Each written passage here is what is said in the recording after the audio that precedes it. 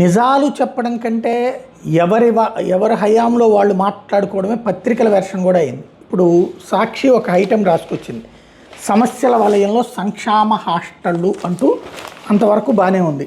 దీంట్లో 3 నెలలుగా మెచ్చార్జీలు విడుదల చేయని సర్కారు, అప్పులు చేసి అరకొరగా వస్తువులు సరుకులు కొంటున్న వార్డెన్లు, ఇట్లా.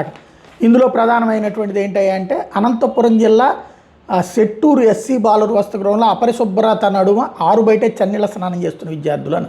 ఇంతకీ అక్కడ బాత్రూములు వైసీపీ కడితే తెలుగుదేశం ఏమైనా తీసేసిందా? లేదు తెలుగుదేశం ఏమైనా వైసీపీ ఏమైనా అంతే ఉంది. గత 5 ఏళ్ళ నుంచి వైసీపీనే కదా ఉంది. మరి బాత్రూము లేక రోడ్డు మీద స్నానం చేయాల్సిన పరిస్థితి ఎందుకు వస్తుంది వాళ్ళకి? నెంబర్ 1.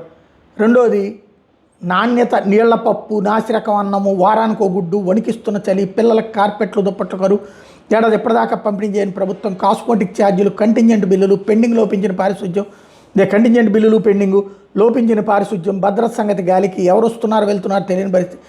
ఈ సమస్యలన్నిటి మీద హైకోర్టు మండిపడిన చలనం లేని సర్కారు. ఇవంతా బాగుంది. కాకపోతే ఇవన్నీ ఇవాళ కొత్తగా వస్తున్నాయా?